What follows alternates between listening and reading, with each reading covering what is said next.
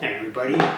So I made a bunch of these game hills a long time ago, like years ago, and we've used them a lot, and they're great. But my flock is coming off my little trees. But the thing is that when we're using them for like games, especially like D&D, I like to encourage my players to be creative, and like if they can climb on top of something and use it to their advantage, then great. Or if they can kick somebody off a cliff. But the thing with these is that if you try and pose a mini on top of it, there's nowhere for them to kind of like, okay, right there. There's the only where there's only like a couple places where they can stand on top of something like this. And like they look cool. They were originally supposed to be more like line of sight blocking for Age of Sigmar or Kings of War, stuff like that. So, but we've used them for everything. We've used them for D&D, for Frostgrave, for you name it. And then that's another thing too, is that in Frostgrave, everything's supposed to be frozen and covered in ice. So I don't want it to be green and lush, although we have used them for that. But what I wanted to do was I wanted to make something that would be a little more utilitarian, like in my campaign right now that I'm running for my friends. They're in like a cave, and I thought, it'd be cool if they had like some rocky, grotto, like things that they could climb around on. So I wanted to make some stuff like this, where like they can pose minis on it, or like if I have like objectives or something where they can, climb on top of things, and also they're just rocks, so completely utilitarian. Like they aren't green, lush, they aren't covered in snow, they aren't covered in, like moss or grass or whatever. It's just rocks. So they're just using for anything. But I made this guy as kind of like my test piece. I'm planning on doing a bunch, so I think I'm gonna make these multiple part videos. This was like my little test piece, and then I like scaled up, and then I'm still working on this guy, but you can tell like it's kind of gigantic. But I have some cool ideas for some other types of stuff that I want to do with some hills too. So anyways, let's make some stylized posable hills. So I've got some of the usual suspects here. This is just stuff that I had lying around my studio. I have like some XPS foam, extruded polystyrene foam, insulation foam. I was using that to kind of make the bulk of the landforms out of, and that stuff is nice because it's an inch tall. It's exactly an inch tall. So and then I've got some MDF panels. Those are something that I always have lying around. I like to paint on MDF, like airbrush on it, dry brush, and then when you pump them full of paint, they don't warp as much when you make like stuff like this, terrain projects or whatever out of them. And then I've got some woodland scenics, rock molds. Whenever I'm doing a plaster project, I always keep my woodland scenics rock molds close, and then if there's any leftover plaster, then I put that in the rock molds. And it's usually the small guys that I run out of first. It's the big, huge chunks of plaster that I never end up using. And then I've got some like cork backing stuff, and that stuff is super cheap. Like it comes in rolls, like office supply stores. for making like cork boards, or the heavy thick stuff is from IKEA. It's those are trivets. They're supposed to go under your pots to keep your counters from burning, or your kitchen table. So I'm just kind of playing with this stuff, and then making some forms, but I want to have them step. I want to have them step up in inches, and make some different pieces like that.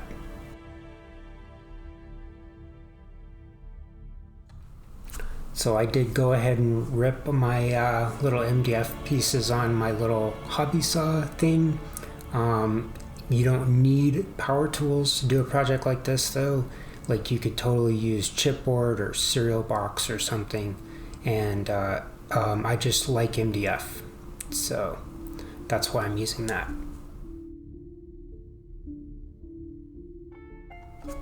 And I have a hot wire foam cutter too, so I'm using that.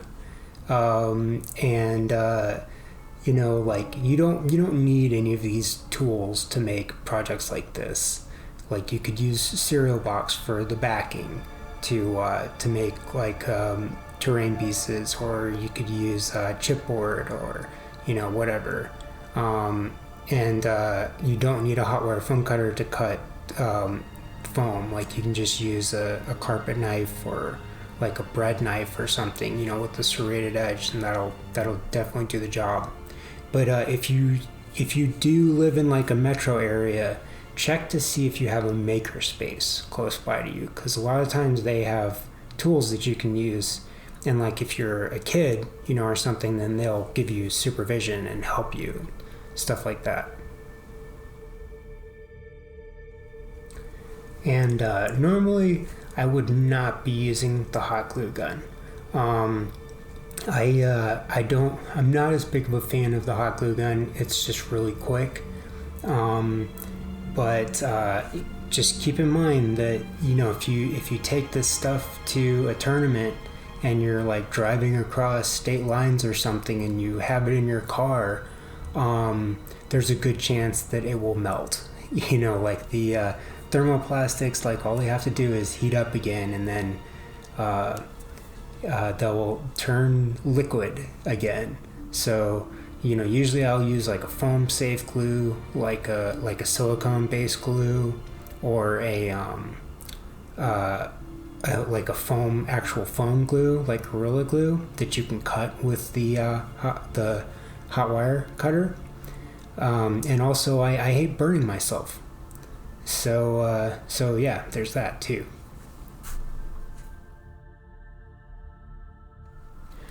But I'm just going around, building up some little forms, and trying to get like steps going up.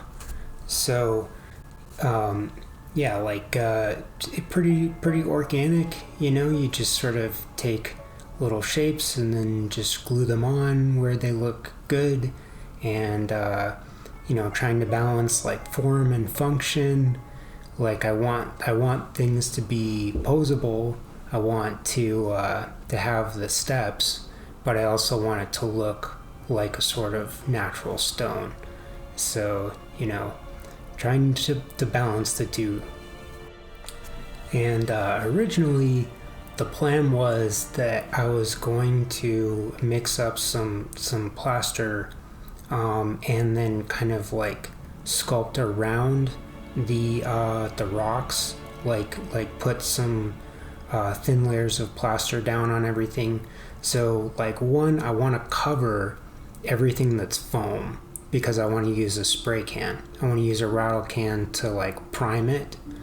And then two, I want to make sure that everything is glued down on top of the hot glue, so that it if it does sit somewhere hot for a little while, it doesn't all just come apart.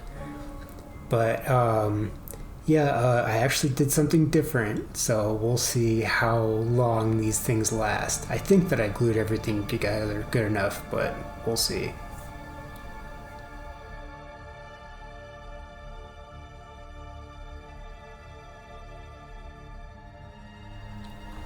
But periodically I'm taking a mini and I'm kind of like checking to see if I can actually stand him on top of things. Just kind of moving him around. And but again, like trying to balance form and function. Like I want it to be pretty and I want it to look sort of cool and realistic, but I also want it to be usable.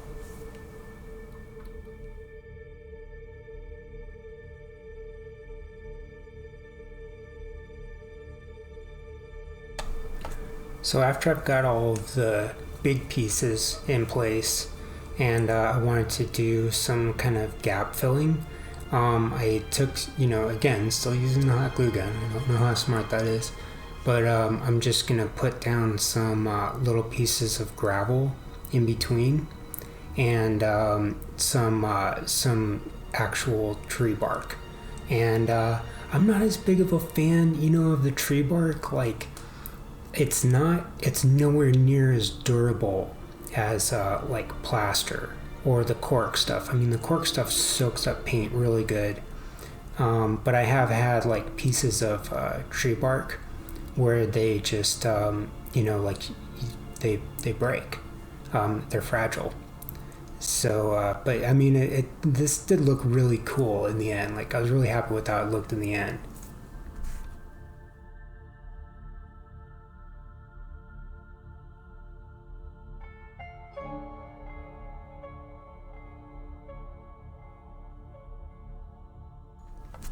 And anywhere where there's like exposed foam, I chipped at it, with just my fingernail to kind of make it look a little more natural. And same thing with the pieces of cork where it was just like super flat, kind of want to like rough it up a little bit, add a little bit of texture to kind of make it look more like natural, I guess.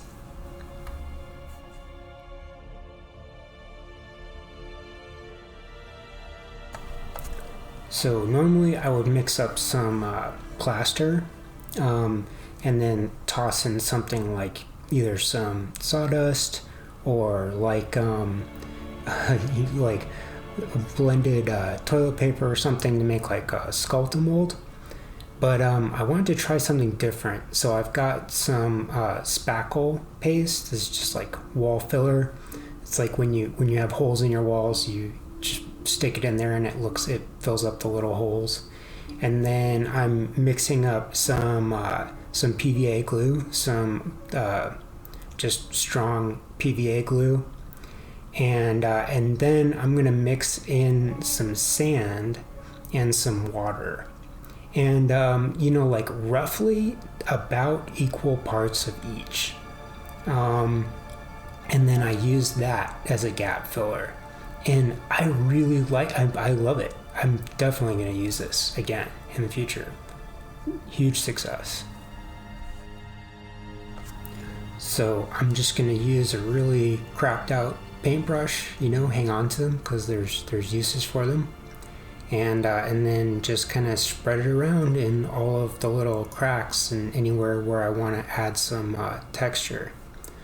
So yeah, I want to cover up all of the foam too, because I'm going to be using a rattle can later to prime this stuff, and rattle cans will melt foam. So, but also I want to, hide all the little joins between the rock molds and things like that too. But hopefully this is enough to protect everything. And that's I pumped this thing full of enough glue to keep it in one piece. I think I did, hopefully. So now I'm gonna take some more little pieces of gravel and sand. They're just kind of mixed together, and then I'm just gonna go around with super glue and put some of that down, just to kind of like add some texture in some other places. So like now's the time to hide boo-boos. Like if I want to hide the little seams in between the rock molds, or just do some like cosmetic kind of stuff to just add texture where I want it.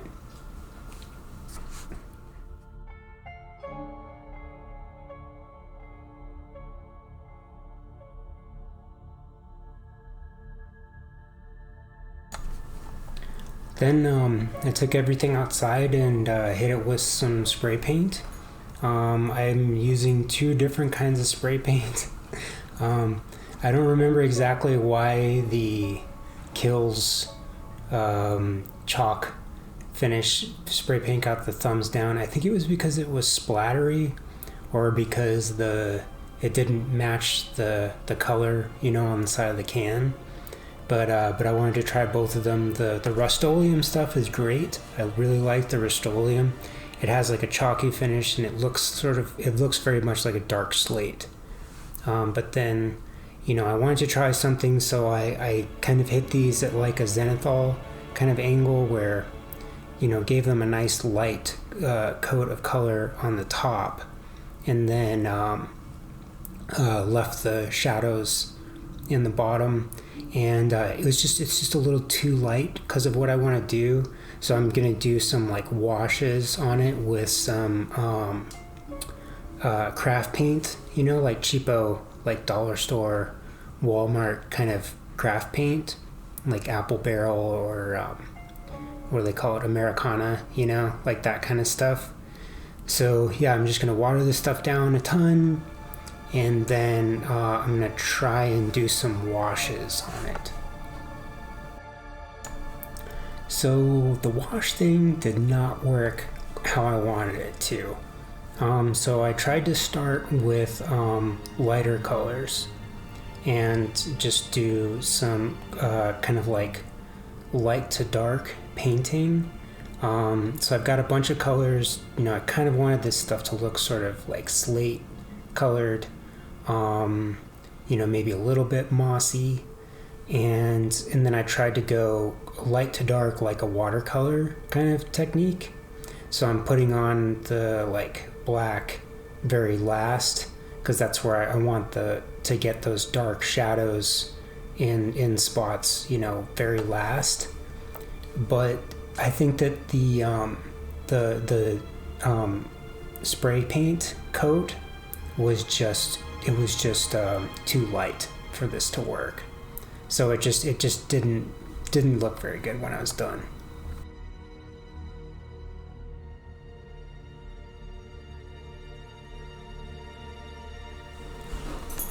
So what I ended up doing instead, because the wash thing just wasn't working for me, was I ended up doing this thing where I kind of like did like an overbrush, where I kind of wet blended and did like an overbrush with a piece of ripped up foam, or like a sponge, you can use something like that. So this was working for me though, because I liked the texture that I was getting from the sponge, and then I was just kind of putting in my shadows where I wanted them, and like wet blending on top of that with actual paint. So, but this worked way better, and I like the end result way better.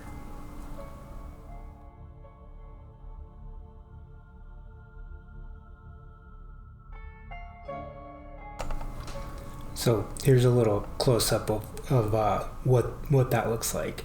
But I like this a lot. I would definitely do this again. This technique definitely works for me, and it's quick, and I like the end result.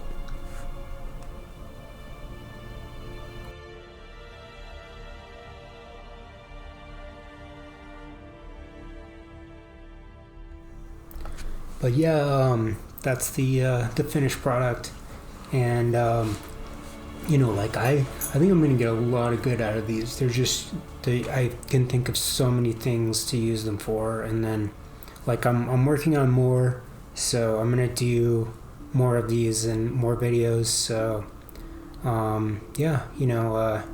thanks for watching, and take care of yourselves. Stay not sick, and stay sane. Go out and paint something, and I will see you next time.